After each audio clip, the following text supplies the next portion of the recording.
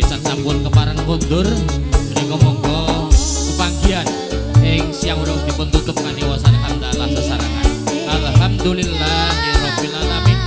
Mugi-mugi acara ugi sedaya sasampunipun paripurna ingkang sami kondur tansah panggih rahayu sing ngantos dalem sowang-sowang.